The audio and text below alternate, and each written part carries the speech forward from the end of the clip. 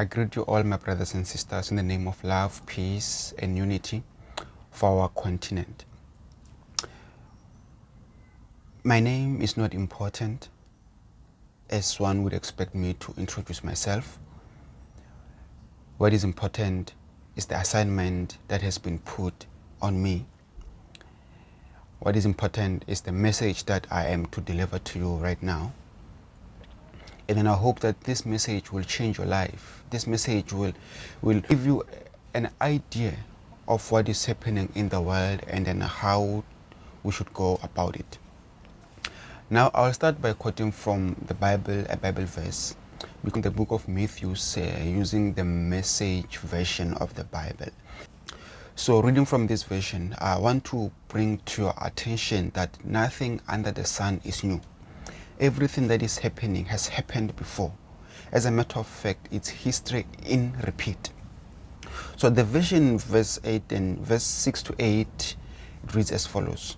When reports come in of war and rumored wars, keep your head up and do not panic. This is a routine history. This is no sign of the end. Nation will fight against nation.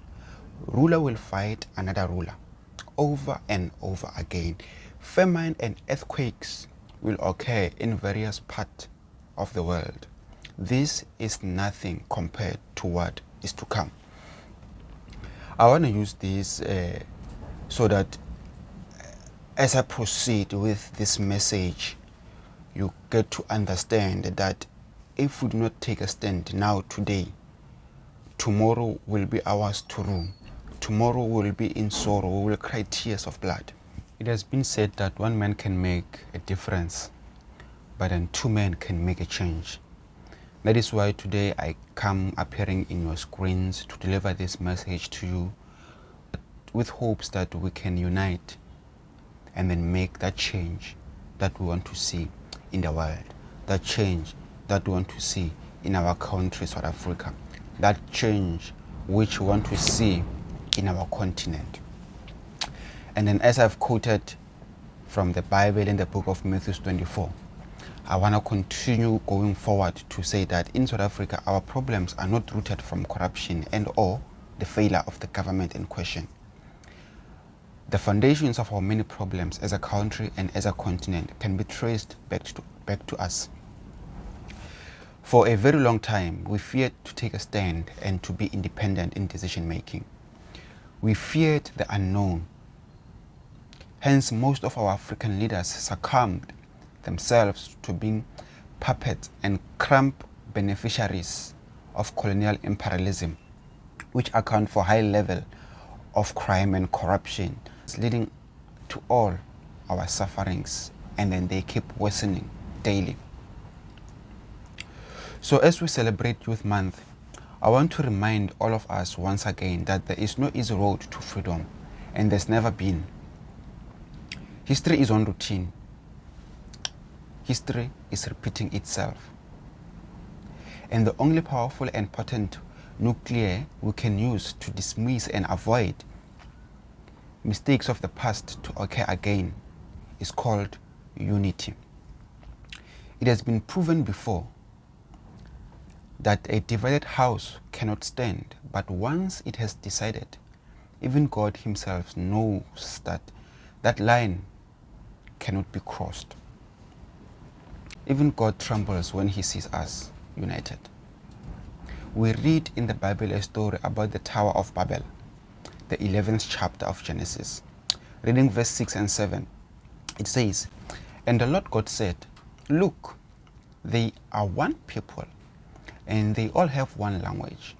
And this is only the beginning of what they will do. Nothing that they propose to do will be impossible to them.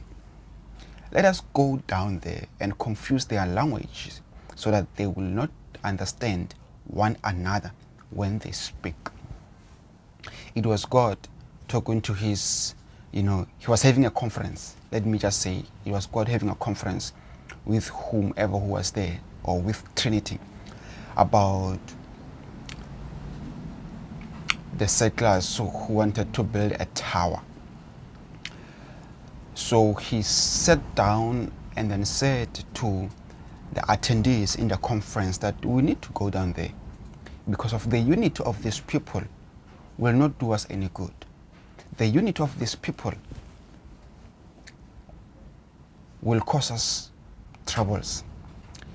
Hence, in 1884 and 1885, the European leaders met at the infamous Berlin Conference to divide our continent and put borders that limit us to be at our very full potential. And then when we read again from the 3rd chapter of Ecclesiastes, we learn that to everything there is a season and a time for every purpose under heaven. There is a time to be born and there is a time to die. Our African freedom fighters and leaders died. Fact.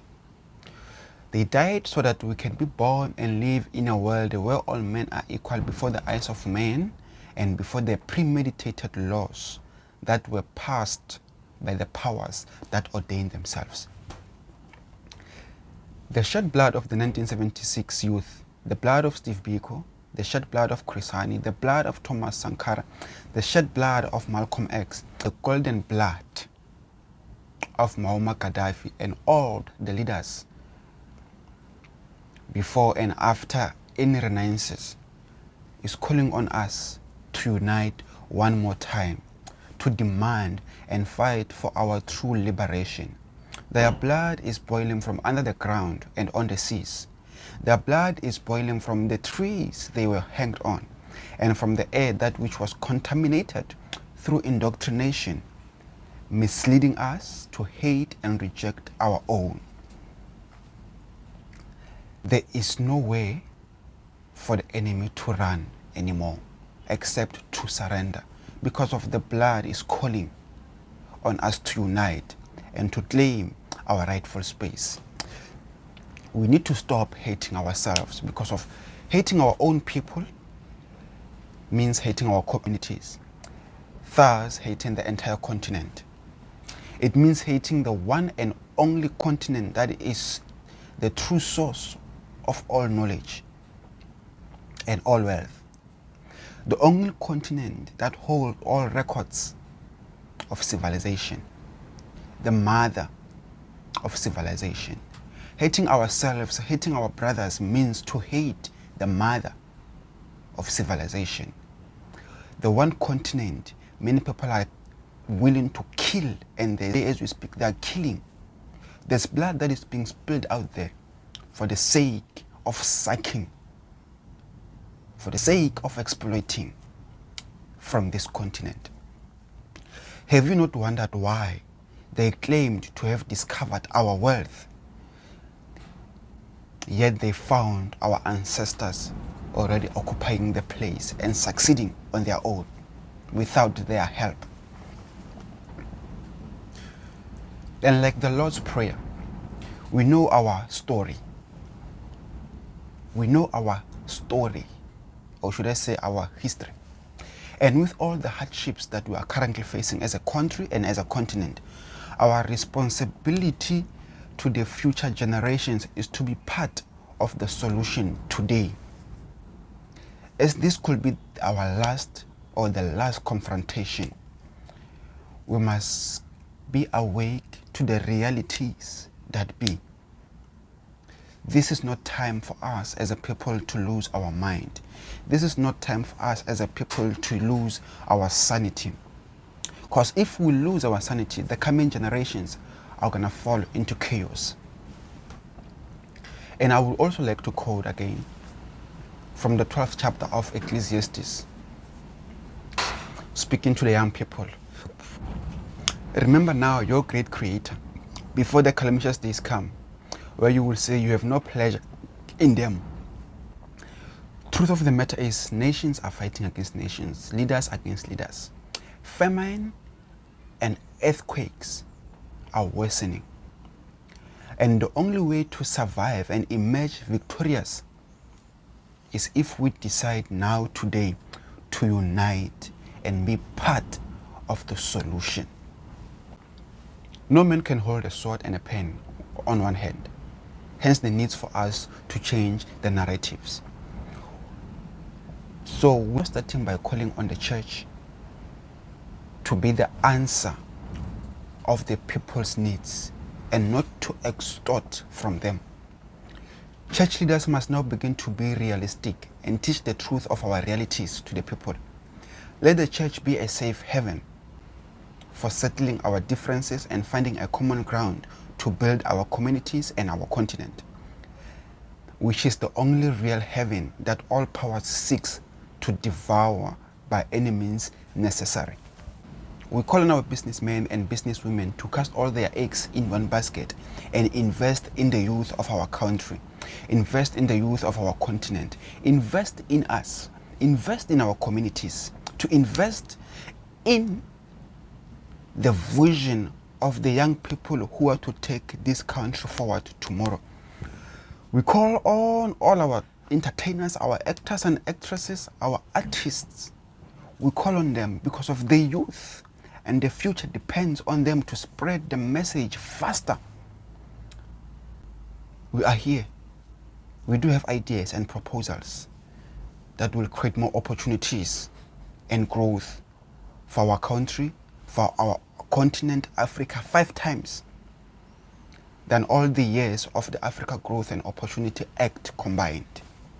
For it is this Africa Growth and Opportunity Act that has seized many opportunities in our country than it has created. It has delayed our national and continental growth and created dependency on the conceptual West and Europe. I want to remind us that our African independence was achieved through unity. So in order for us to relinquish the last systems of colonial imperialism and for Africa to claim its rightful stand in the world, economic independence is a necessity. And that requires our unity now more than any before. Hence a call to stand against all the premeditated international laws and acts that binds us and our continent to remain subject to the unauthorized powers that be, and that continues the exploitation of our land, our resources, and our people. Before I conclude, I would personally like to thank Mr. Jacob Zuma, the former president of South Africa, on behalf of the past, the present, and the future generation, for signing in the BRICS partnership. For it was as if he knew that a storm was coming, and for that history will forever be indebted to him, because of now it's time for change and transformation. We appreciate you, Mr. Zuma, and then we hope that God grants you many more years to see this change come into play. I would also like to exalt and esteem high the Commander-in-Chief of the Economic Freedom Fighters, Mr. Julius Malema, a leader who took the lead when leadership that was voted into power was busy entertaining angles, and then some were busy with corrupt activities, stealing the taxpayers' money. A leader who rose from the dust among leaders and led the way where there seemed to be no way. He shone the light during our most darkest time. Mr. Malema, history will forever echo your name. That is a given fact. You are the real CIC, the son of the soil. For you have declared war on the systems that seeks to keep us down and proclaimed the revolution. And as it stands, this is the revolution. By the ballot, by the bullet, by the Bible, or by the gun. Any which way, freedom will come. As I conclude, to the sitting president of South Africa, Mr. Cyril Ramaphosa, I also want you to know that we are not crossed with you. We do not hate you. But then of what we know is that history will judge you. And it will judge you harshly.